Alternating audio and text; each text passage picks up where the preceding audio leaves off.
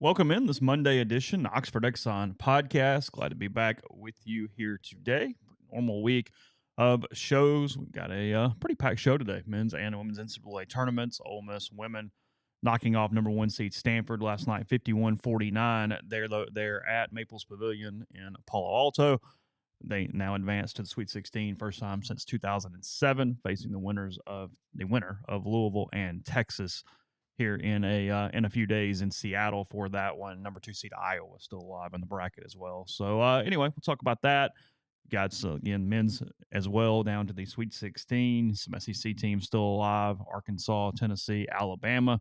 3 of those. We'll talk about that. Look at that schedule for the week. And then in baseball, Ole Miss had a pretty horrific weekend in Nashville. Thursday, Friday, Saturday, the Commodores outscored the Rebels 27-4 over the 3 games. Really dominated by Vanderbilt pitching throughout the week and had some pitching issues of its own. So plenty to talk about today on the show. The show brought to you every day by the Oxford Exxon Highway 6 West in Oxford. You know about the way to get some box seats for Ole Miss baseball, the series finale, whatever day that is, every single home weekend of SEC play. Florida this weekend in town. I think 1:30 on Sunday. I think that's safe. There's some rain going on Friday, but I think it's pretty good on Saturday and Sunday from a weather standpoint. You need to tag the Oxford Exxon on Twitter. You need to use hashtag RebelReady, and you're automatically entered in to win some box seats. Say what you want. Be creative. Be fun. Be serious. Be whatever you want to be. They'll pick a winner. Get some box seats there. Ending the series for Ole Miss and Florida. Again, coming to you from the Clark Ford studio. We are. Clark Ford is in Amory, Mississippi. 662-257-1900's the number. I was just there on Saturday returning a loaner that I'd had over the course of a week and a half or so. Corey and the people at Clark Ford, they want to be your car guy. They want to be your truck guy. They'll prove it to you when you make the call, 662-257-1900. Great vehicles, obviously. It's the service that makes the difference, though. Corey wants to have a long-term vehicle relationship with you. You'll find out what that means when you make that call. Again, 662-257-1900. Guest will join this week on the myperfectfranchise.net hotline. If you're a displaced corporate executive or you're wanting to put your career in your own hands, if you're an experienced entrepreneur wanting to diversify, Andy Ludicky can help. He's a longtime Rivals board member, a diehard college football fan, franchise veteran. He owns multiple franchises and businesses. He uses his expertise to help others find their American dream through a very thorough and free consultation process. Call Andy, put your life and your career in your own hands. It's 100% free, so you've got nothing to lose. Find your perfect franchise at myperfectfranchise.net or call Andy anytime at andy@myperfectfranchise.net or 404-973-9901. A lot going on. Where you want to start? I'll be back with you. You were kind of traveling the country over the last week. You've been all over the Southeast, been hanging out, spent a lot of time in Hot Springs. I mean, you've been a world traveler here. I spent about 18 hours in Hot Springs. Hot Springs was interesting. It was packed, which was weird. It was not what I anticipated. Horse racing going on? Is that what caused it? I don't know. Good horse racing area. Yeah, I didn't ask anybody like what's the deal? Why are you all here? There was some sort of basketball tournament there too. Okay. Like where we were staying, there was a basketball arena right next door. That's where Rippy got engaged a few weeks ago, months ago. Is that right? Hot Springs. How about that? Yeah, that was the site of where I was when the Saints got beat by the Minnesota Miracle on the last play of the game. I was standing in a hotel room in Hot Springs at the moment. So it's probably clouding Hot Springs a little for me. I did not have a very good weekend. It's got a couple good restaurants. The Mafia Museum is pretty good there. Actually really good there. Ironically, or maybe not at all, because people who are understanding why the Mafia would be big in Hot Springs. But it's almost kind of a slow. I feel like it's like the town that time forgot a little bit. Like I look around and go, we just need a little update here. We need to unplug you and plug you back in. There's something about Hot Springs that gave me just like I'm kind of back in the middle of nowhere area. I was with a really stressed out human being the whole time that I was there, and so that clouded your that situation. Clouded all of it. I was just ready to get it over with at some point. Yeah, I mean, yeah, she was just so stressed. And so anyway, you got it taken care of. It's all good. We got it taken care of. We did. How was Disney? Crowded. I had a really good time. I apologize for making some of the fun that I did. I will say that I did it in a way which was the only way I would do it. Like the people who were just standing in line for hours and hours and hours, I will never understand. at all. If you're on this site, credit to you. You have more patience and time than I am able to be capable of inside my body. People taking advantage of handicap accessibility with scooters, I would like to take out back and throw, if I could. There are definitely some things you have to overcome and be in the right mental state. But no, overall, really good. Yeah, you were in Hot Springs. I was in like 12 countries in 3 hours through Epcot. I mean, been hit all the parks, hit several of them multiple times. Got a lot of stuff there. It was good. No, it was. I've done Epcot once, a long time ago. The Disney turkey leg. Carly ain't got one. She likes? I mean, just like chicken or turkey on the bone. It's like the way she would prefer her poultry protein. It is kind of salty, and it's just too much. It does not have a flavor profile that did much for me. I know everybody was bragging on the turkey leg, but that was not something that spoke to me. Was it sort of like the State Fair turkey leg? A little bit, yeah. Topolino Terrace was a fantastic meal. Maybe one of 10, 15 best meals I've ever had. I would assume it's probably one of the best meals at Disney. There's stuff, yeah. I mean, I got some takes. We'll put some things on the board. Found rides at every park that I was very interested in. I thought some rides that most people really, really like were a little overrated. Some others that I was really into. People keep asking me about Guardians. Ended up riding it 3 times, I think, over the course of the how many ever days that was. So yeah, I'm an expert now. Ask me all the Disney questions. I'll answer them an open book. We'll get through it. If anybody has stuff on the board. You already planning your next trip? Not quite, but I'm at least open. Like the door has been jarred enough where it's like, you know what? Yeah, okay. They do the Disney marathons in January. I mean, maybe you just go back. Maybe you do the Disney marathons. I mean, you could even do those challenge things where you do like the half one day and the full the next, or the 5K and then the half or whatever. Yeah, they have like little competitions where if you run multiple of the races, you couldn't do a half and then a full. That's stupid. No. But you could do a 5K and then a half. That's no sweat. Oh, you could do that and still enjoy your week. Yeah, I basically ran a half yesterday. Yeah, you could do that. I ran the Xavier Pitt game. I got started. There was like 12 minutes left in the first half of Xavier and Pitt, and I said, I'm just going to run to the end. Ran a half marathon. I ran 12. Yeah, a little over 12. So Tuesday did Q for Guardians, and then on Saturday did Q and individual Lightning Lane to get on it a second and third time. So yeah, there's manipulation. Had a good tour guide. Got it figured out. It was all good. But yeah, you can make that happen.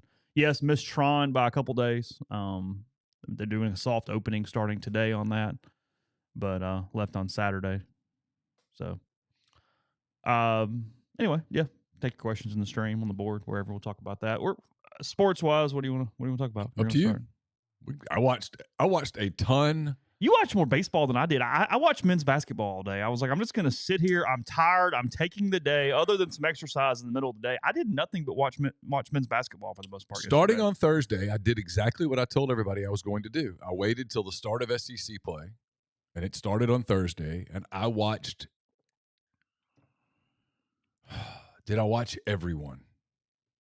Let's see. I watched Ole Miss Vanderbilt pretty much the whole series. I watched a lot of LSU, Texas A&M. I've got a hot take on LSU on a really short sample. Okay. I watched a good bit of Alabama, Florida, which was interesting. Florida's a little better than people are giving them credit for, by the way. I watched a good bit of Auburn, Arkansas. I actually watched a decent amount of Missouri, Tennessee. Interesting. Short sample size, but interesting. Okay. I don't think I watched much. I didn't watch any of Georgia, South Carolina. I don't think I saw a single pitch. But I feel like I watched a pretty solid amount of college baseball. I watched a lot of the tournament. And then yesterday I watched the Thunder come back against the Suns, and that was pretty interesting. If you like the NBA, it felt like a rite of passage game. They got to be careful there because Kevin Durant didn't play. DeAndre Ayton didn't play. But it still felt like this big coming of age moment for the Thunder. Yeah. We'll do this. We'll start with baseball to kind of almost get it out of the way a little bit because it is just one weekend. There's not a ton of Ole Miss thoughts. I wrote a column when I got back on. Actually, wrote it kind of on the plane Saturday coming back. It's up at Rebel Grove. Have more coverage there today, and then they play Arkansas Pine Bluff tomorrow in kind of a get well game prior to Florida in on Friday, Saturday, Sunday. From an Ole Miss standpoint, look, we knew it wasn't perfect. I mean, even though they had a pretty gaudy record and they beat up on the Big Ten, you could see issues in a couple ways, and those are showing themselves. Frankly, it looks a lot that one freaking weekend. A very small sample size. Arkansas killed Mississippi State in 2021 early on, and State won the national title. Ole Miss got swept twice last year, at least, maybe 3 times. I'm forgetting right now. Well, this weekend, Ole Miss got swept. There were 5 sweeps. Tennessee got swept. Georgia got swept. Auburn got swept. And somebody else. State got swept. State got swept. Yeah. State. Oh. There's that. Yeah. That might not even be a hot take. That just might be real. But anyway, here's the deal. Ole Miss has a pitching depth problem. Ole Miss had a pitching depth problem probably prior to a couple of these injuries, and it's just been it's been exacerbated now. You've got Elliott out for another month. Mallets and Riley Maddox are out, but the season goes on. You still got to figure it out, and they have a couple problems.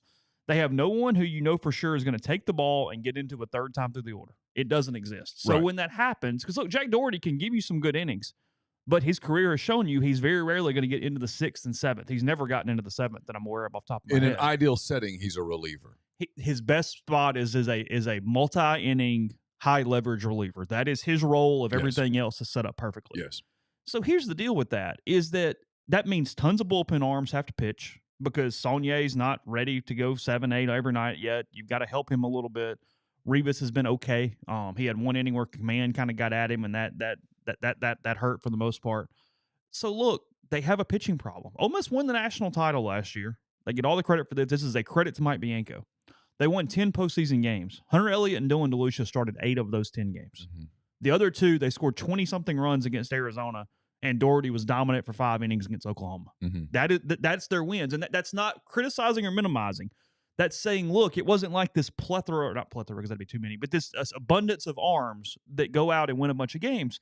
So when Elliott's out and you're just trying to scrabble it together, you need to play really good defense and you need to hit. They didn't play good defense. They had 4 errors on Friday. They had a couple mental lapses on Thursday. They had a couple mental lapses on Saturday that really affected them. And then the offense went dormant. And Vanderbilt is really freaking good on the mound. Yes. Carter Holton is awesome. He's terrific. So him shutting you down, okay, I'm throwing that out. But he's a tone setter for them on the weekends. And then they get into the Saturday. He pitched on Friday. He was very good. Hunter Owen. And their bullpen was fresh. Yeah. And Tim's won a bunch of games there. And they're good. I mean, it's not like you. I mean, come on. It's a brutally difficult league. It's a hard league when you don't have an ace. And if you don't, that's where I was going. If you don't have an ace, it just gets hard. Which is why it was hard until DeLucia was really good last year. Look around this weekend at the teams that got beat. None of them have aces. Tennessee. Yeah. I'm not blaming their pitching, but we'll get to that, whatever. I got thoughts on Tennessee. Yeah, okay. I do. I watched maybe more of that series than I watched of any of the others, with the exception of Ole Miss Vanderbilt. I got it's too small of a sample size, but I got thoughts. Their lineup's not very good. That's true. Yeah. They don't hit nearly as well. They're missing those dudes. Well, like you compare them to LSU, to A&M, to Arkansas, to Florida. They don't hit anything like those teams. They don't hit as well as Ole Miss, even though Ole Miss had a crap weekend. Yeah, I give Vanderbilt's pitching more credit than I give Ole Miss's offense blame. They were the kid on Thursday night was phenomenal. Yeah, I'm not blaming Thursday on them at all. On Friday or Saturday, you got to figure it out. You do. Enough to just get in a game in the middle innings. They got shut out Saturday and had 2 hits on Friday and had 2 hits on Saturday. Yeah. That's not acceptable. No, it's not. And they're because look, then you got to go win a game another way, which is what they can't do, which is the point. Loyola Marymount got a game against Vanderbilt and got beat 2-0 and 2-1. Like, just win a game. Figure it out. That's where you would hope the experience would come in a little more, though. Well, you know what I mean? They didn't figure it out. The back end of their bullpen, when they got into the 5th inning, they just didn't pitch very well. Ole Miss relievers, every one of them gave up multiple runs except Mason Nichols, and he walked 3 people. Yep. So you're not getting shut down innings to then let your offense maybe get into the Vanderbilt bullpen or extend pitch counts or do those different things. I mean, every game of the weekend almost kind of just felt like it was over by the 6th. Because it kind of was. Yeah. Yeah. Vanderbilt, when Vanderbilt had opportunities to blow the game open, they capitalized. And frankly, really all weekend, Ole Miss never really had too many opportunities to put runs on the board. No, they gave themselves no opportunities. A couple of long balls, but that was about it. But again, and I'm going to do this because I sometimes feel like it's my role to be the voice of reason. I could lay out a scenario. Here it is. Win 2 out of 3 against Florida. Win 2 out of 3 against A&M. I was even going to – A&M's there, right? It's in College Station. I was going to say 1 out of 3 against A&M. 2 out They're of – not very good. You need to get 2. But go ahead. I don't know. Go ahead. 2 out of 3 against Arkansas at home. And then 2 out of 3 against Mississippi State at home. You're on the road. Either way. Yeah. You're 7-8 at the turn. Play LSU and then try to win some baseball games. And look, let me be clear here. LSU's the best team in the league. Country. I'm just talking league. Sure. I can't talk country because I have no freaking country. idea. Okay. But they're not infallible. Their lineup is not 1 through 9. No. The bottom of their lineup is there are some outs in it. And their pitching, it's good. It is not. Skeens has been phenomenal. He is. But it's not elite. Yeah, it's not holy shit. It's not as good as Vanderbilt's. No. It's not. It's not as good as Tennessee's. No. Might not be as good as Missouri's.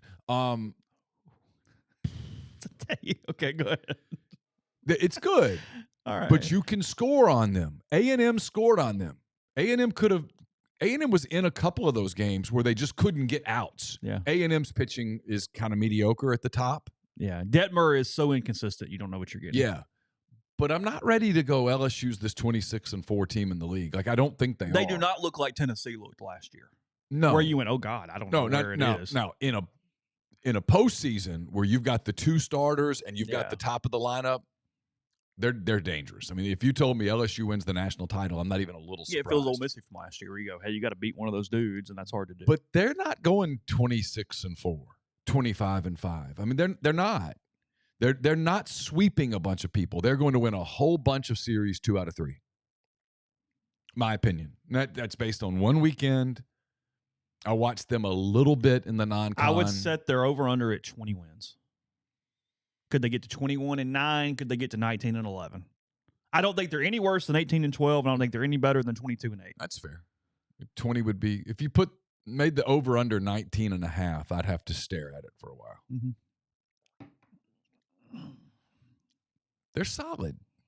They're really, really good. But there are some other teams in the league that are really good too. And I'm not ready to discount Ole Miss based on one weekend. I'm just not. Any more than I'm ready to discount Auburn after one weekend. But Ole Miss has got to play better defense. They do. They've got to pitch. They do. Better. They're walking too many freaking people. I mean, they are. They're just walking too many people. And they're not walking offensively. Well, they've got a handful of guys. And again, this is one weekend that nibble. They nibble. Runs counts up. I know Mike likes to call pitches that way. He can't. He doesn't have the bullpen for it. You're going to have to just let it be what it is. Now, I will play that way. I'm going to give college baseball something here. I wrote about this in 10 Thoughts very briefly. Yeah. Kudos to them. I watched a ton of different games. It's faster. Much faster. In person, it's too fast.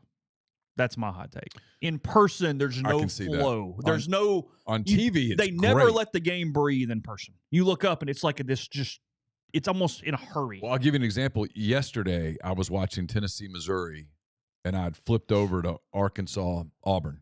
Yeah.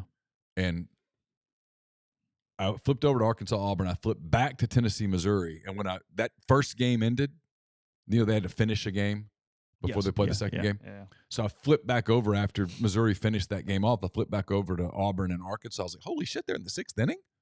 I had that happen. They were flying. And that was a 5-0 Arkansas game, if I recall correctly.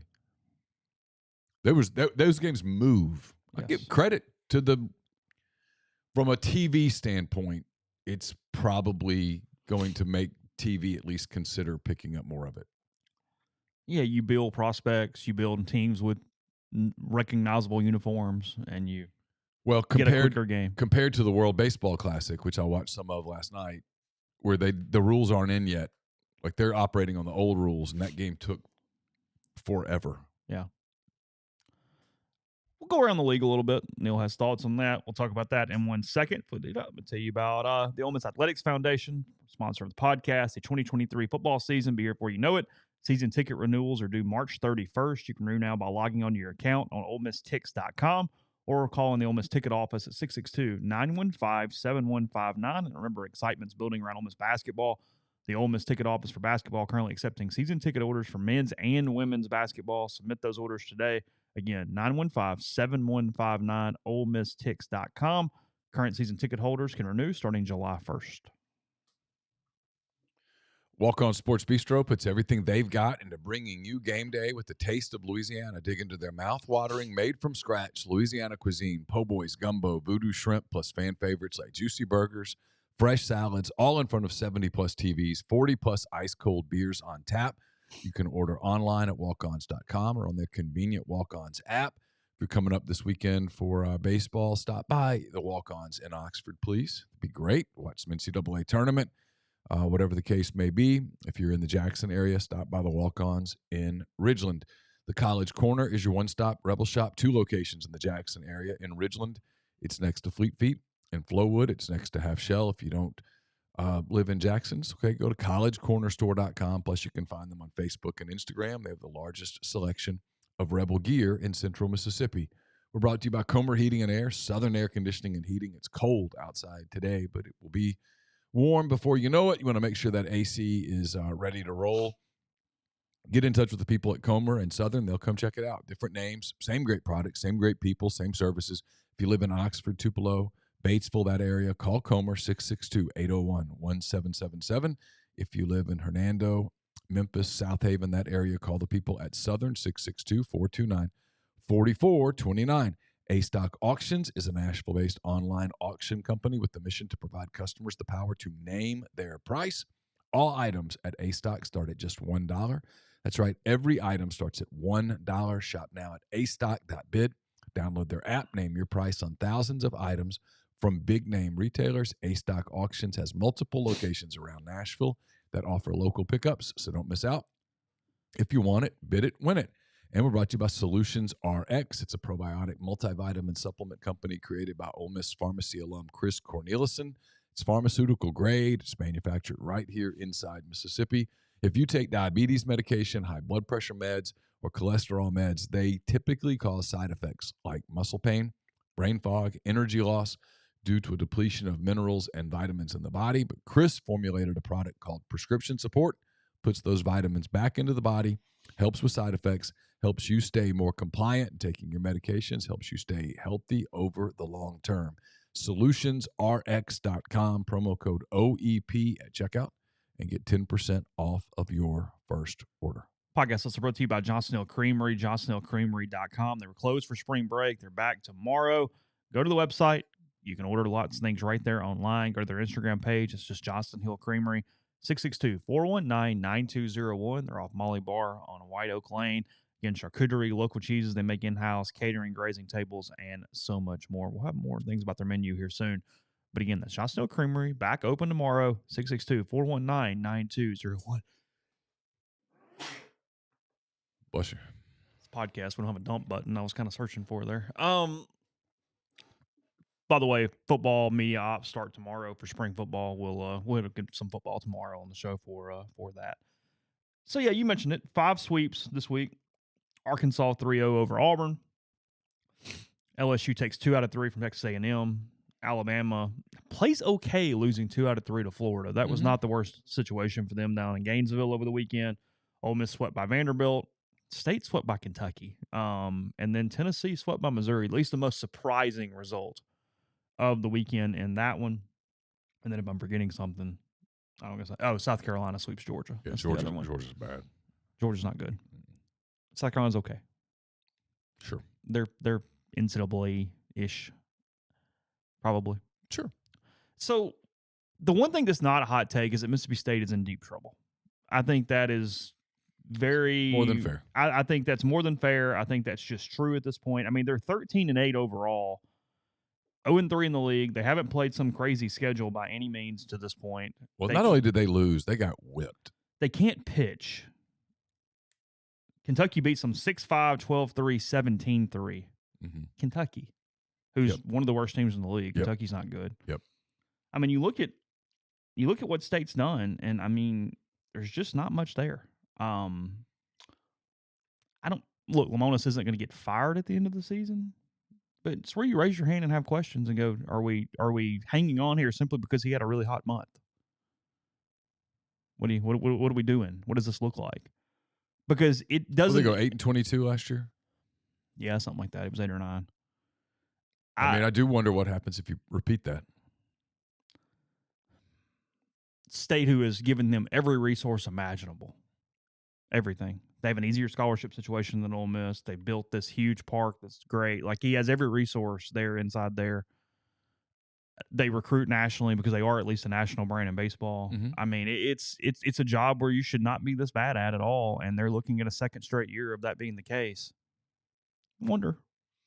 Well, I mean, look, last year was injuries. This is not injuries. This is a lack of depth. I mean, they got to play LSU and got to play everybody. Everybody, it's just they could pile up the L's pretty quick. So, what's your hot takes on Tennessee and Missouri? Because you seem to have them. Look, Tennessee's got a lot of pitching back from that juggernaut last year. Well, they have Dollander and they have Burns. They're the big one too. But the whole offense is gone. And they're not anywhere near the offensive team that they were a year ago. They don't scare you at the plate the way that they did a year ago. They don't put together big innings. I think some other teams now go into the weekends a little. Missouri was very prepared for whatever Tennessee tried to do, like psychologically. And look, Missouri's a weird place to go play because it's not Oxford or Baton Rouge or Fayetteville. It's create your energy. I mean, there's nobody there. It's kind of dead. It's cold.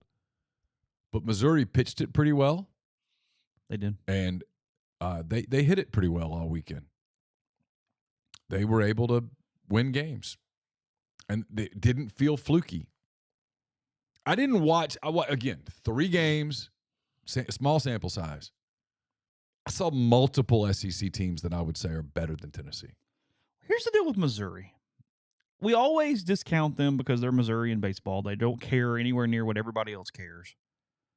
Their fan base doesn't care, so there's no reason to build stadiums and all this kind of stuff. They typically, though, I'll give them one bit of a positive here.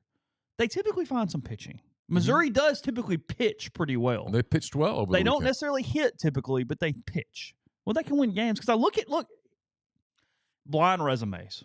If we just strictly went blind resume, Missouri's got one of the better resumes in the league right now because they go out there to Arlington or wherever that thing was. They play the Big 12 teams.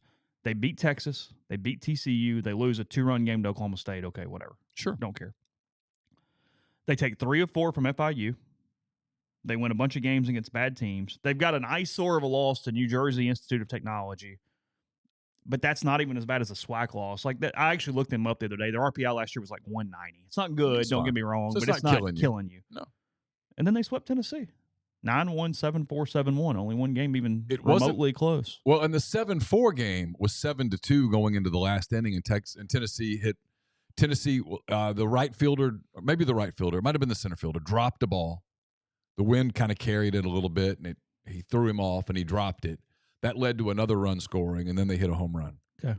So it really was a 7-2 game. Okay. It wasn't fluky. The whole weekend, it wasn't fluky. They dominated them. Missouri, to really make an NCAA run, needs to kind of stay hot early the way the schedule is. It's a big opportunity for them this week. We'll talk about this a bunch more toward the end of the week. But they're at South Carolina this week prior to playing Kentucky. Mm-hmm. Got a chance to kind of get to a spot here. Can you get to 7-2? Yeah. After the first 9, where there's some, then they play Vanderbilt and it gets a little more complicated. But that schedule, they actually, I'm looking at it now that Tennessee's sort of out of the way from them, they have the easiest schedule in the league. Their schedule is not bad at all. Look, they miss LSU. It was one weekend, but they looked like an NCAA tournament team. Yeah, that's okay. I'm not putting a ton on Arkansas or Auburn yet. Arkansas played good baseball. They kind of look like an Arkansas team looks. They found pitching. They found some timely hitting. They won some baseball games. They moved Hagen Smith into a bullpen role. Mm-hmm. And on surface, you're like, why are they doing that? Because he's a pretty good pitcher. He was really effective out of the bullpen on Friday. And then they used him to finish on Sunday. But they had some other guys that pitched well in between. A couple of the young guys that pitched some against Ole Miss in Omaha, you could tell have grown up a little bit. They've got a typical Dave Van Horn lineup. Pretty athletic at the top. There is some power in the middle, and then there's some tough outs at the bottom. And they appeared, again, 3 games. Sure. They appeared to be a very solid defensive team. Which they typically are. Yeah. And Auburn is having to play without Joseph Gonzalez, their ace. Yep. It's a struggle. I mean, but it's why you have to still think if Butch could get out. They just don't have enough talent. He does a hell of a job with them, but they just don't have enough. They threw 3 starters at Arkansas that were solid. That's what they do. But there's just not that guy to go get it. And meanwhile, the guys that Van Horn threw at Auburn, a couple of guys that were 97, had some pop. I can't remember the kid's name who pitched yesterday. Big right-hander, threw it hard and got off to a good start. And then he was kind of off to the races. What they got from their starters that Auburn didn't get from theirs was they got 6 innings pretty much all weekend from starters. And when you get 6 innings from your starters and you get a lead and you've got some arms in your bullpen, you can go win games. And Arkansas had, I guess really in all 3 games, they had pretty big timely hits. They have some power in the middle of their lineup, some guys who can drive the ball out of the park. And then, again, we'll hit it later in the week, but Florida took 2 out of 3 from Alabama, looked good doing it. The Gators are good. The Gators are really good, maybe. Yeah. They have some midweek pitching issues, but on the weekend, I think they might be a top 3 SEC team. They're good. It's going to be a struggle for Ole Miss this weekend. Offensively, they're real. They got some cats top. Well, and they have Waldrop, who transferred from Southern. He's real at the top of the rotation. Yeah, they're good. They're good. But it's why everybody's got to take a breath for a minute. That's what this league is. And look, you got to win your share of them. This is not. I mean, it's you don't get moral victories or anything. But Ole Miss is playing Vanderbilt in Florida to open SEC play. It's not like chop livers coming to town here, guys. I mean, it's teams who have won national championships in the last 5-6 years. Yeah. I mean, it's Kevin O'Sullivan and Tim Corbin don't have bad baseball teams. So take a breath. But Ole Miss does have some issues. So Vanderbilt showed them that. So we'll see what it looks like. They do. I'm not, but they might look like a completely different team when Elliott gets back in April. Well, it probably will.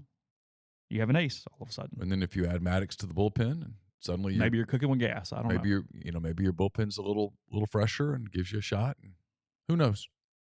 The young kids grow up a little bit. I'm not saying that there's no reason to panic. I'm just saying that panicking now is really premature. Yeah. That's kind of it. I mean, but the league's tough. The league's always tough. What did Ole Miss go in the league last year? 14-16? That's correct. I mean, it's a tough league. You're going to lose games. You're going to have weekends like that. Now, you've got one. You can't go have 3 of them. Yeah. But one weekend is not. At the end of the year, you won't go, that weekend against Vanderbilt, that was the tone setter. No, it wasn't. You just ran into a really good team. Yeah. And I think sometimes, this isn't a knock on Ole Miss fans, so don't think it is. But I think sometimes when you win a national championship, especially the way that Ole Miss won the national championship, you forget, man, that regular season was a grind. Yeah.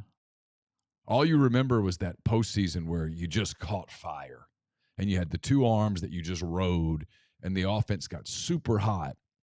And you forget, no. It was a lull. That regular season was a grind. And, hey, they lost the first game to Vanderbilt in Hoover. And at one point, you're 14-17 against SEC teams. It was a real grind. Mm-hmm. And it's easy to do that when you had the magic that you had in the month of June. Yeah. Yeah, I would think if Lamonis is out, State would call Butch within like 5 minutes. Yeah. That's my guess. They would be smart to be well served to do that. Yeah. I mean, had Mike been fired last year, Butch was probably where I would end up putting my money at the end of the day. What? Oh, I would have assumed you'd put your money on somewhere else. McDonald? That's where I would have assumed. Honestly, I think at the end of the day, he would have said no. It'd been really close. He'd had to think about it, but something about Dan and his program that I just go, man, I don't know. What's his? I think it would have become a Butch versus Backage deal, and you see what happens. Oh. So, anyway. All right, women's basketball knock off Stanford last night, 54-49 there at Maples in Palo Alto. The number 1 seed Cardinal, who won a national championship a couple years ago. They were in the Final Four last year. They got a couple All-Americans. Ole Miss just routed Gonzaga in the first round prior to Ole Miss was, if nothing else, showed they were underseeded for damn sure. Yes. Over the course of the last 4 days. They get an 8 seed? Yeah. Yeah. Again, now they get Texas or Louisville in the next round. Louisville, a team that was in the Final Four last year. The biggest challenge left in the bracket is Caitlin Clark in Iowa. There, but yeah, don't count out the Hawkeyes now. Neal could not have pulled that name out, but actually, I could have. He might could have. I mean, one of like 3 players in the country, but I got a free space there. So anyway, look, I thought last night was big for that program in a couple different ways. I watched most of the Gonzaga game, watched a good bit of last night, read. I appreciate the Stanford Rival site put a Q&A from the press conference, both press conferences up. I went through them. I've got a couple thoughts. One is obviously they get back to the Sweet 16, first time since 2007. That was that Armini Price team that beat Maryland, TCU, and Oklahoma on the way to losing to Tennessee in the Elite Eight. Tennessee ends up winning the national title that season. Look, it's a good team. It's a fun team. It's a team that fans have got behind because of their emphasis on defense. They're athletic. They really do create off their defense. They have an identity, and that's kind of where I'm going first, and it extends out to the program. She has recruited really well the entire time she's been here, building this thing where, look, they were 0-16 in the league her first year. They were horrid. Built it on defense and athleticism, this slow build. I think this gives them – they have such an identity for this defensive thing that I actually think it has a chance to catapult them into a national recruiting conversation based off having an identity. You know what I mean? Like, sure. Hey, come here, and this is what we do when we get after your ass, and we grind, and we do all this, and whatever. That resonates maybe even better than just this really complete kind of robotic team that is trying to elevate into a national conversation. I think that the way they have marketed, whether it was intentional or incidental or what happened, gives them a chance to elevate nationally in a way that maybe I didn't think prior to them winning that game last night. I thought that gave them some exposure and a pelt, beating Stanford, being one of the top 5 programs in the country, beating a coach who's the all-time winningest women's coach ever. She's won 3 national titles since she's been there. There was a certain elevation to that, I thought, last night with them, no matter what they do against Texas or Louisville. It doesn't matter at this point. But I thought that was important for them, that they can continue to build off sort of the structure and the foundation that they have. And then I'm going to give her a lot of credit last night because not many coaches in any sport put their guard down enough to do this, because she didn't mean it in a negative way. She said, look, I wasn't the first choice here, but I think I was the right choice. Said that in her post game last night on ESPN. Talked about, just needed opportunities where she came from. I thought that it was the right thing to say from a PR thing, but I thought she was just telling the truth too. I mean, there's a certain, I don't know exactly how many. I've always heard numbers, but Ole Miss was told no several times prior to getting to her when they hired her. The coach at Central Arkansas said no. Yeah. It's look, there's something there, and she's pretty honest sometimes to a fault. Talked about how, she struggles sometimes with the criticism, struggles sometimes with getting people into the arena, the effort she puts into it, thanking people on social media or in person who just appreciate the job that's being done. I guess my point is you could see a really extreme level of care. And I think it resonated out. I think people can identify and understand that and appreciate that. Well, in a lot of ways, it's like you talked about Dan McDonald. He's built Louisville. That's his program. There's so much sweat equity. We're like, no, this is... And in so many... And again, she almost took the Georgia job. I'm not saying she's going to be here 20 years. Of course My not. point is, this point in time, I think that what happened last night meant a ton to her personally and professionally in a lot of ways. And she articulated that well, I guess is what I'm getting at. It should mean a lot to her. She built it. She did it. I mean, they were in the absolute dregs. They were as bad as a program can be when she took over, and it's they had probation. They were awful. They played a manager in year one. Yeah, no, like not because it was funny, because they needed the body. Right. No, she deserves all of the credit, literally all of it. Yeah, all of it. She's done a phenomenal. I think she's grown as a coach. Yeah, I think she's grown. She's a better floor coach today than year one. I think she's grown in her role off the floor. She's put a really recognizable identity on a program that didn't have one, other than they were really good in the past. That was it. Well, yeah, when she first got here, it was Mississippi State that was really good, and I mean, the only time that they had any crowd in the pavilion was when State came to town, if I recall correctly. Yeah, I mean, yeah, Tennessee, because they bring a lot of people. I mean, I've had people. I've admitted this out loud, so I'll admit it here again. I've had people go, "Why haven't you guys covered them?" This season kind of hit us funny. When she first got here, we did cover them. And if you could see the analytics, you'd be, whoa. When we say nobody read it, nobody opened it. We would put videos up and it would get 30 views. We would put stories up that didn't get opened but 10 times. Yeah. Which is, you just don't. It's hard to even do. It's hard for us to explain it. And so, no, I mean, it kind of snuck up on, the interest level kind of snuck up on us here recently. And anybody who tells you otherwise, some of the people we compete against have quotas, quotas. Yeah, sure. We don't. No. So most of our stuff is analytically based on what gets read and what gets viewed and things of that nature. The growth has been exponential over the past just couple months, really. I mean, I'm sure for her it felt like a missed opportunity against Carolina. The game against South Carolina was a kind of a coming of age game. Yeah, it actually went That's it was a positive. It would have been more positive to win, obviously, because that's the prohibitive favorite to win the national championship. But I thought that gave them. Look, here's the truth. That game, even in a loss, gave them confidence going in last night. You play South Carolina to overtime, you're not scared of Stanford.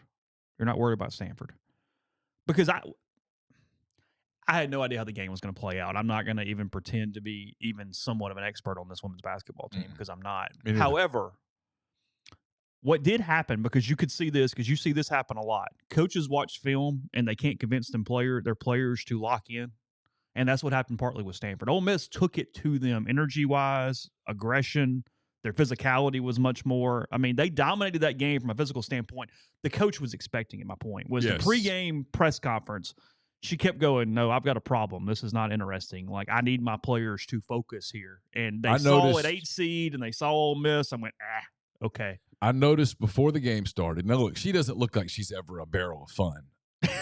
No. So let's be careful here. Gregarious is not how you would describe her, but yes. But she looked really stressed before the game started. It was 0-0. And she looked really stressed. Like, it was a brand of basketball they don't see much, and she knew they were in for something that she expected them to get hit in the mouth, and then didn't know how they would handle it. Yeah, and they did. Yeah, I mean, they didn't score for like the last 6 minutes of the first half. I mean, Ole Miss was swarming them; they couldn't get a shot off, and they had a very friendly whistle, and still couldn't seem to. I mean, my God, in hell. I mean, they should have given an Academy Award to the girl at the end of the regulation. I mean, it looked worse than any soccer thing you ever went. You went, yeah, she was like 6 inches from touching her. Anyway, free shot. Go play Texas. Go play Louisville. Try to win a game. Get around them. I mean, again, I know nothing about this. ESPN was actually talking about this morning that Ole Miss is a very complicated matchup for everybody else in the region. Was not ruling them out of not being done quite yet, just because of they play a very similar style of basketball as Texas and Louisville, so then you're just getting into a game that you're comfortable with. Iowa scores in bunches. They're the offensive team in this region, so I don't know what that clash looks like. And again, they have an All-American, but that is as far as I'm willing to go with my women's basketball knowledge. It's further than I'm even. South Carolina is still in it. LSU beat the hell out of Michigan last night. They're still in it. And then Tennessee plays Toledo today in the round of 32 to get to the Sweet 16. Toledo plays this. I'm kidding. I have no idea. I know they're a 12 seed. I know they're like 28-3 or 4. Oh, that's what I know. Yeah. How about that? Did just enough research You've there. been watching your MAC women's basketball? Oh, yeah, Akron and Toledo. Yeah. I mean, on a Tuesday night. At Bowling Green. Very interesting. Really hit from three. Anyway, all right. Yeah, credit to him. Played really, really well last night. Dictated their tempo. I mean, that's one of the things. It was a road crowd. I don't like how the women's game does that and lets the top seeds play at home for the first 2 rounds. I understand why they do it, but I don't like it. So it makes it much more complicated for an upset. It's the first time in women's basketball an 8 seed has made the Sweet 16 since 2009. Oh, wow. Think about that. Wow. 1 seeds do not lose on their home floor in women's basketball. So 13 tournaments without it happening. Wow. That's what the press release said. I'll take the word for it. Sure. So anyway, Prime Shrimp, primeshrimp.com. 7 different flavors available for you. Have it delivered directly to your door. Throw it in the freezer. Fewer than 10 minutes, freezer to plate. You take care of dinner. The New Orleans barbecue-style shrimp, their newest options. My favorite one, the signature, the French Quarter Alfredo. Tons of options there, including their 2-pound bags of individually frozen shrimp. Well, like what's at the grocery store, except a higher quality shrimp from the New Orleans-based company. So use code RG. That's code RG. Buy 5 pouches or more. You get 25% off your purchase there with RG. Again, primeshrimp.com. Our friends over at Dead Soxy have a free gift for you. The gift is exclusive. Head over to deadsoxy.com/rebels. Join the NIL subscription. By signing up, you'll be the first to hear about exclusive collaborations, new products, and even receive some freebies on the regular. That means you'll not only have the freshest socks in town, but you'll also be contributing directly to Ole Miss athletics and helping support your favorite players. As your first gift for signing up, you get a free pair of limited edition Juice Kiffin socks, only available to members. To get your gift, all you have to do is add a pair of socks from Dead Soxy's Ole Miss NIL subscription to your cart. Your free pair of Juice Kiffin socks will automatically appear in your cart. There are no membership fees to become a member. All you have to do is start your subscription by adding 1 pair of NIL socks to your cart, choosing how often you want new pairs from the Ole Miss collection delivered. So head over to deadsoxy.com/rebels and sign up for the NIL subscription today to show your support. My 10 weekend thoughts are up at rebelgrove.com. They're brought to you by Game Changer Patches. Game Changer, the only 2-patch system available in the market to stop hangovers before they start. The warm-up patch used before or while you drink. The overtime patch used after you've been drinking to recover while you sleep. The all-natural ingredients will keep you in the game, ready for your next play. GameChangerPatch.com, promo code RebelGrove20 at checkout. Get 20% off your purchase. Brought to you by ACS, Automation and Control Systems, LLC. It's owned by my friend Clay McNutt in Baldwin, Mississippi. It's a complete electrical control system solution provider, a Rockwell Automation recognized system integrator. They've got a full-time dedicated emergency service and troubleshooting staff and a UL 508A panel shop. To learn more, go to acsllcms.com or call 662-601-4381. Also brought to you by Landman's Fine Jewelry. Landman's at 1126 North Lamar Boulevard in Oxford. Been serving the Oxford area for 3/4 of a century. Engagement rings, wedding rings, fine jewelry, watches, pearls, fashion jewelry, whatever the case may be. They've got it at Landman's. It's the gold standard in fine jewelry. Visit them at landmansfinejewelry.com or call them at 662-234-2777. Podcast is brought to you by Northeast Spark, NESPRC, service people across rural communities. 2 packages, the Ignite, the 100 Mbps, the Blaze, the 1 gig that powers the Clarkport studio. You've got it at home. I've got it at home as well. Your hometown team bringing you world-class broadband. That's nespark.com, 662-238-3159. Phone service, parental controls, network security, a wireless mesh extender for those who need that extra step, and much more. So again, nespark.com. Men's basketball, NCAA tournament going on. SEC teams still alive, include Alabama. They've not really been challenged yet, and their bracket is opened wide open for the Crimson Tide heading into the second weekend. You've got Arkansas, which knocked off Kansas there in a 1-point game in the round of 32. Arkansas getting the Sweet 16 for the 3rd straight season. And then Tennessee really playing well without Ziegler. I mean, I've been upset for him the entire time. I kind of feel upset for Tennessee right now because they would be a legitimate threat in this thing with him. Might still be. Yeah. I mean, it's Talk about teams that have an identity. Yeah. Tennessee will defend you. Yeah. Tennessee they play grown man basketball. You can beat them, but you got to earn it. And they still are. I mean, that's what they're doing. Yeah, no, they're legit. There's a lot of SEC storylines. I don't even know where to start. Yeah, we'll start here just to give people a heads up from a schedule standpoint on what's coming.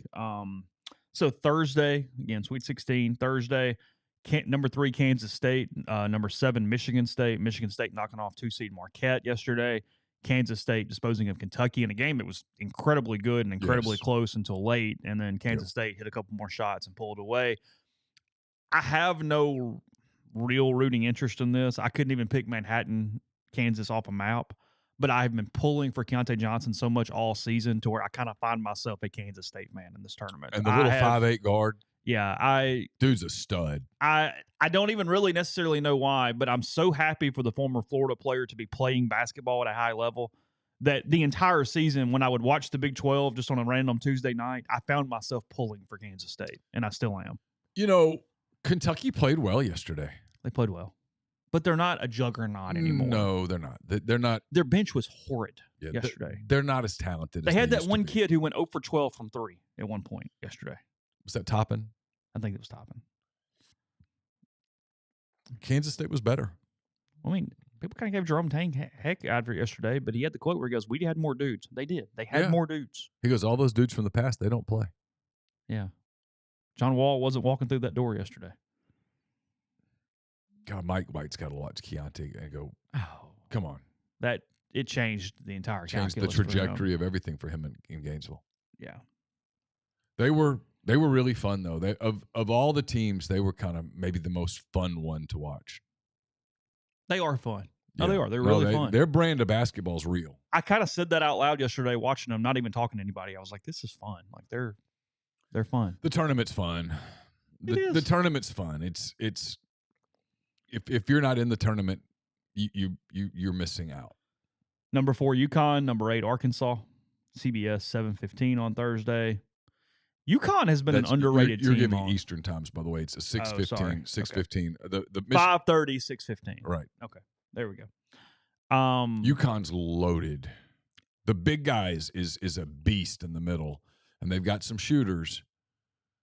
But look, here's what's interesting with Arkansas. And we've talked about this all year. That if they got healthy. They have a bunch of bigs. They have fouls to give.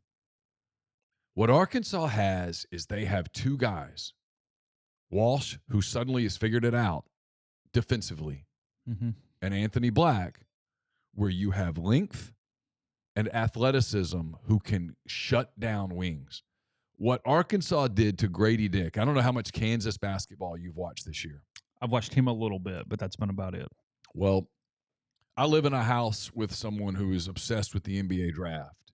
And Grady Dick is consistently put in that little realm of 10 to 12, which is where the Thunder looked like they would pick most of the year. We have watched a ton of Kansas basketball.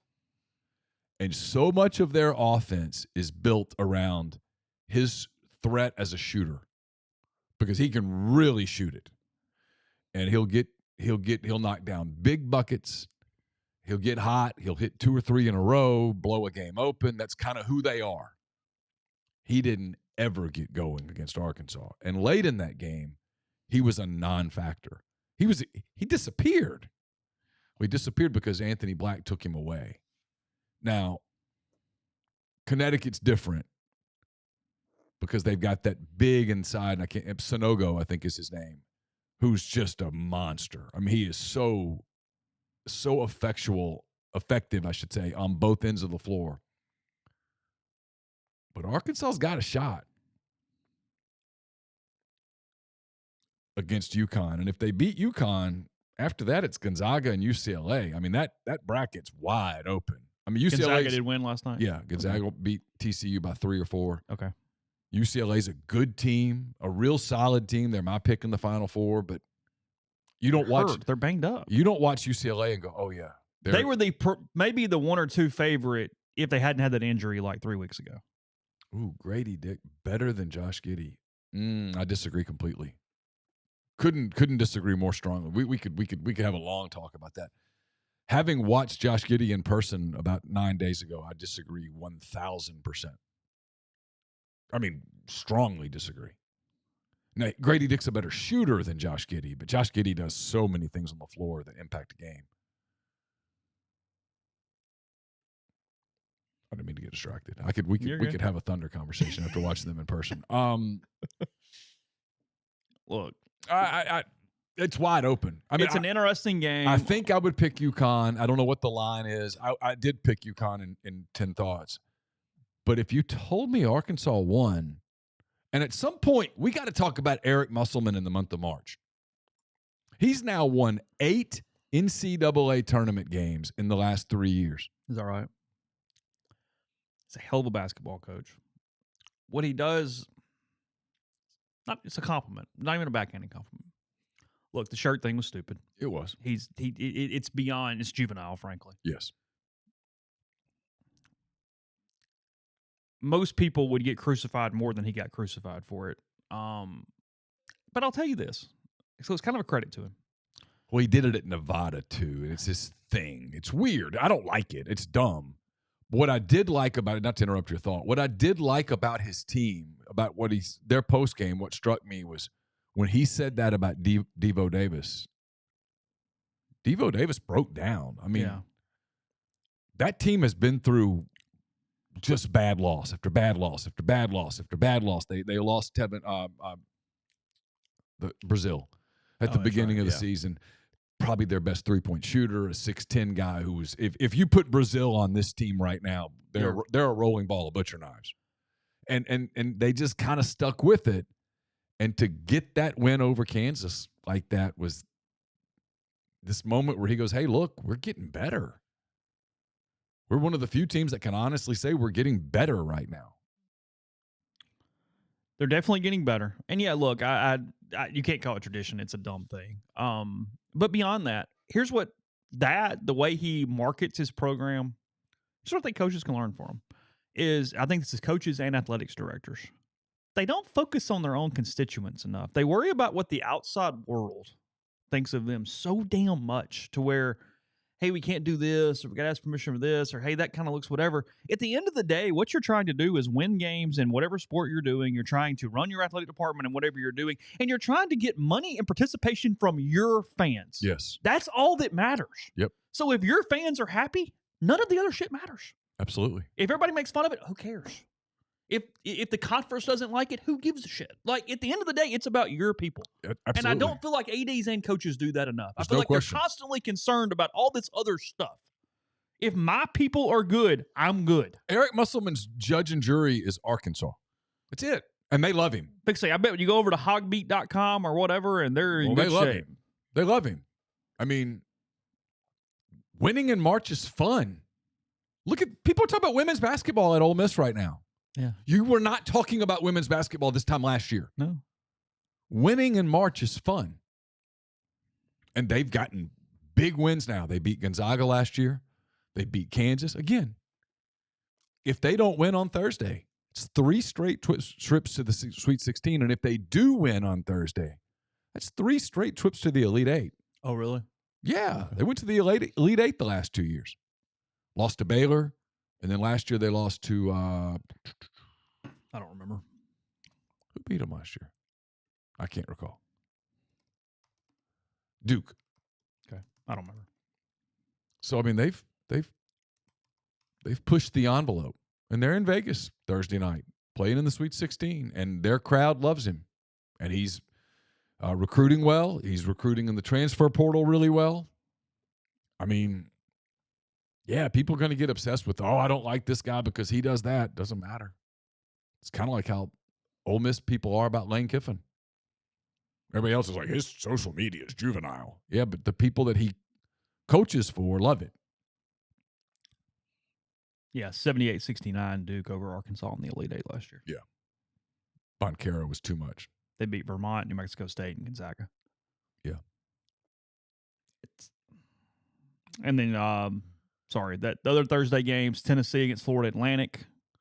Tennessee, we mentioned Florida Atlantic. Dusty May has his team in the final 16 after beating Memphis on a last-second shot, and then disposing of the 16 seed, Fairleigh Dickerson there in the round of 32.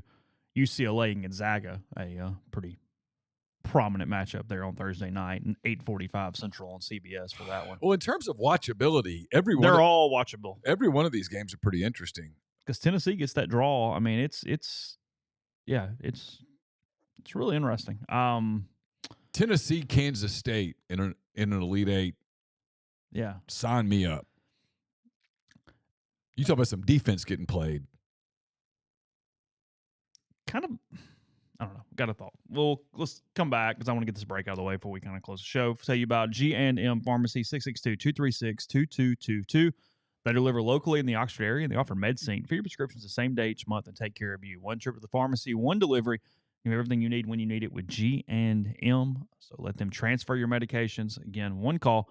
They take care of the rest. They take care of you. That's G&M and Tyson Drugs, 662-236-2222.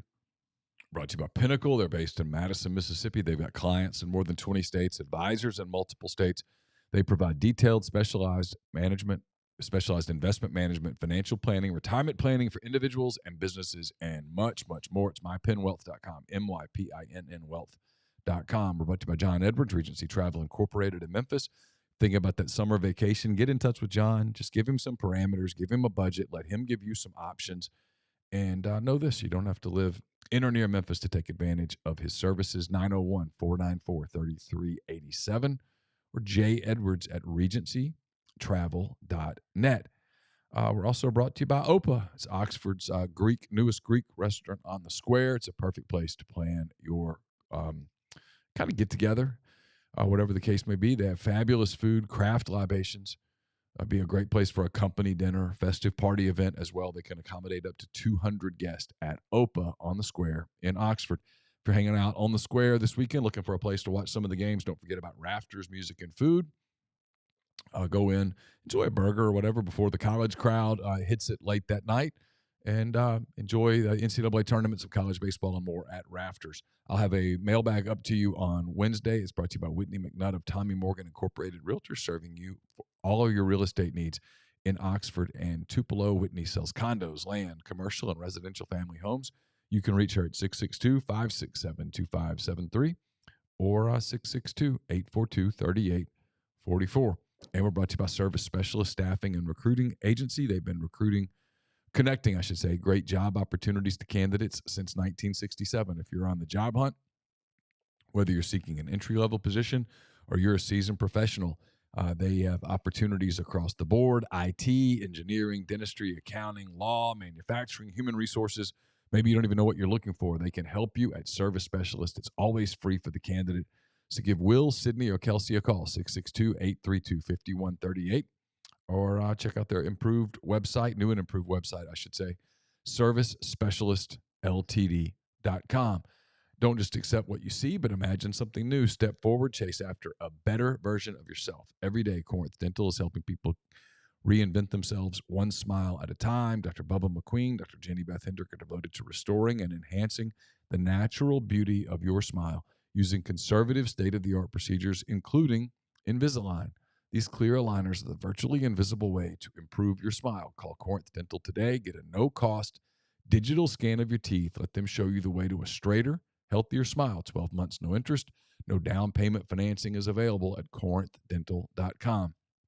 And we're brought to you by Southern Traditions Farm. It's a 68-acre, 32-stall upscale equestrian training and boarding facility in Canton, Mississippi. 2 sand rings, a grass ring, miles of wooded trails. So much offered at Southern Traditions, horseback riding offerings from beginner to advanced, and so much more. Also a great place for events. Get in touch with Southern Traditions on Facebook or Instagram at Southern Traditions Farm. I guess it was Grind mentioned that Musselman rather have him than Tony Bennett. Virginia's last few years have been so strange. You look at it, and starting in 2018 tournament, they got beat in the first round despite being 31-3. That was the loss to UMBC, the 16 over the 1. Yep. They come back the very next season and win the national title over Texas Tech. No postseason, even though they would have gotten in. They were 15-5 in the ACC, 23-7 overall. They were really good. They'd have been a high seed. Sure. They lose in the first round the next year. They go to the NIT the next year, and they lose in the first round this year. Woo! Yeah. The only when thing you play that brand of basketball, you bog it down and you get susceptible to one scorer just winning a game. The only thing I didn't like over the weekend from the coverage of that was like the hot take immediately of, well, if you take away that 1 year, They won a national title. and I'm like, but you don't take away that 1 year. Yeah. That 1 year counts, and they won the whole ring. thing. Yeah. I mean, I get it, but it's a dumb argument. It'd be like, you take away 2016 and Joe Madden underachieved. I'm like, yeah, but he didn't underachieve that year. Yeah. The entire totality counts, and when you get a ring, you get a ring. That's it. Yeah, it's why you're having the Lamonis conversation where you're like, yeah, but. So. Had they just gotten Omaha, he would be fired at the end of the year. Yes. But that's not what happened. Right. He won. Now, I'm going to get to Friday in a second. That Thursday, that is a great slate of basketball. Yeah, it's awesome. It's a really good slate of basketball. You still got the little bit of a Cinderella with Florida Atlantic playing Tennessee. A game that's gettable. It's gettable. I like Tennessee. And then Florida Atlantic will have not played too many teams that defend like Tennessee defends with those big bodies. Yeah. Friday, Alabama, San Diego State, the 1 versus the 5. Again, this thing just opened up for the Tide. It did, but now look. San Diego State's good. They're good. Then they can shoot it. So it gets into a shooting contest, and we'll see. Because Bama's going to shoot threes. But yes, it is opened up wide open for Alabama to get to the Final Four. Houston overcoming injuries, the big Auburn lead early. They survive. They play Miami. Yep. 1-4. It's a 6:15 game on CBS Friday. Miami's fun. I like their team. Yeah. Their coach gets on my nerves, but I like their team. Creighton and Princeton, number 6 seed, number 15 seed. Princeton knocking off Missouri to get to the Sweet 16. That brand of basketball. It's fun. It ate Missouri up. It's very aesthetically pleasing. Well, it's that. When it's done well. Creighton's legit. Creighton's good. I mean, Creighton offensively can get after you. The metrics have liked Creighton all year. This will actually be a pretty fun game to watch. And then the last one, I can't wait. Number 2, Texas. Number 3, Xavier. Sign me up. If you like basketball, that's Xavier popped Pitt yesterday. Blake Henson played really well. Otherwise, that's a blowout. Xavier, you talk about aesthetically pleasing basketball with athletes. It's Xavier. That point guard's legit. They got the little shooting guard. I can't think of his name. Number 5. He can get hot from outside and blow a game open. The big guy in the middle, 24, is a force. They've got some wings who know how to defend. Coached really well. Texas is as good as anybody in the country right now. This will be a fun game. 8:45 on Friday. That's a legitimately good game. What day would you pick if you can only watch one day? Thursday. You'd rather have Thursday? Yeah. You're right. Michigan State, Kansas State, I'm all in on that. Holy cow. There's a chance that game is an absolute. Izzo coached his ass off yesterday. Yes. There's a chance that is an absolute 15-round fight. Look, I think UConn ends up beating Arkansas by 8-10 points. But if you told me Arkansas wins, I'm not even a little surprised because they have so many athletes. And then UCLA Gonzaga, yeah, I'm all in on that. So you're picking Kansas State, UConn, Tennessee, UCLA. Yeah, but if you told me that Michigan State, Arkansas, and Gonzaga won, yeah, I buy it completely. And then Alabama, Houston, Creighton, and I don't know about the last game. Yeah, I'm pulling it up. I'm switching screens. Texas and Xavier. Yeah, I don't think San Diego State can beat Alabama. I don't think Miami is going to beat Houston. They could. The problem with Princeton and Creighton is that I don't think either one of them have a chance in hell of advancing much further. And Xavier, Texas, I mean, I think Texas wins, but if you told me Xavier won, I'm not.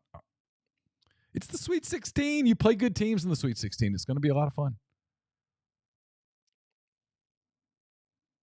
But, I mean, if you're Creighton, you're like, we got to do this. We don't have too many opportunities like this. Creighton's good. And Creighton could give Alabama an absolute nightmare. They could. That matchup is not preferable there. On Sunday. That's actually the game I want to see. I want both those teams to win to get Creighton, Alabama. That's sort of where I'm at. Yeah. And Houston, Texas in a 1-2 Elite Eight all in.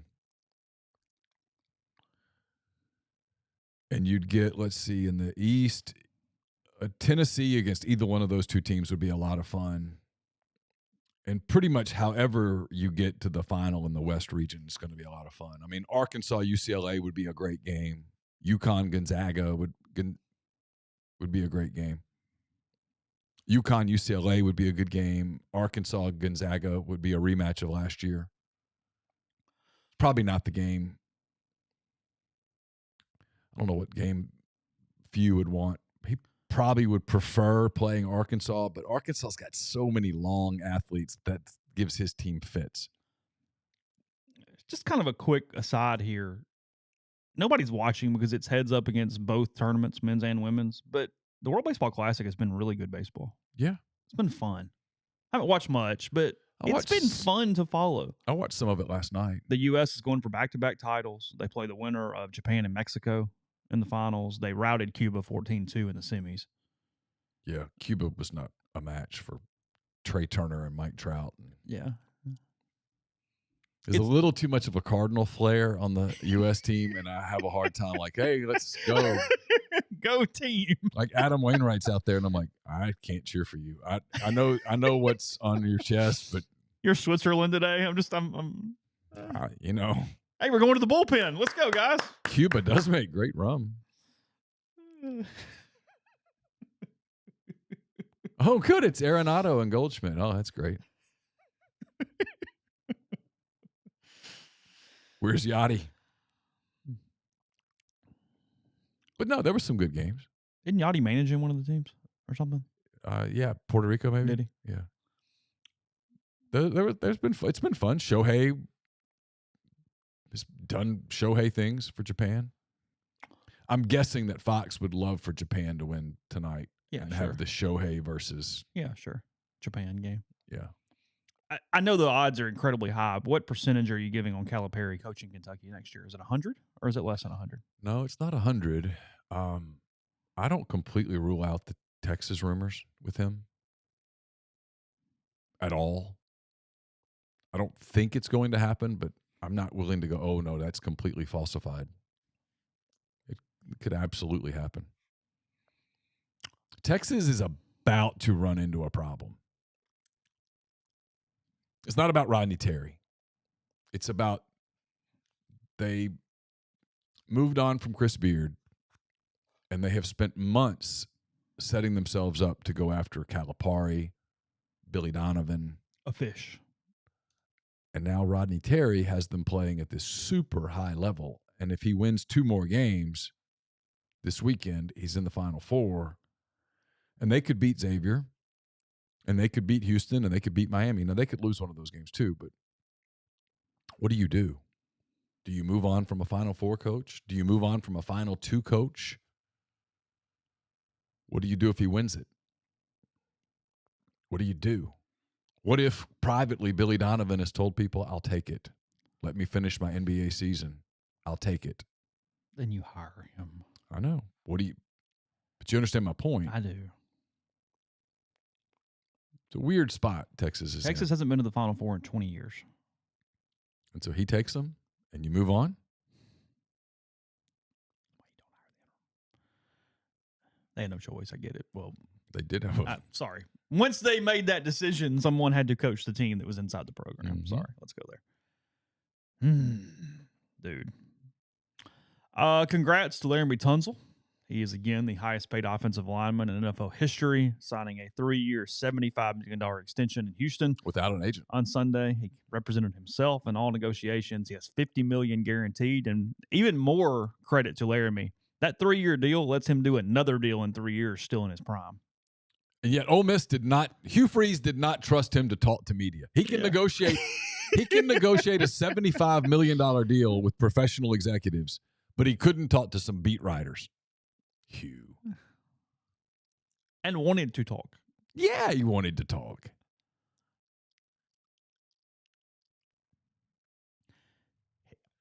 Credit to him. Again, this is not a criticism in any slide. He chose money over contender. Houston's not going to win, but hey, there's no trade in there. He could get traded. That's true. He could. He's going to get money either way. Well, look, how long is he going to play left tackle as a human being? Another 5-6 years, probably. Right, but not 30.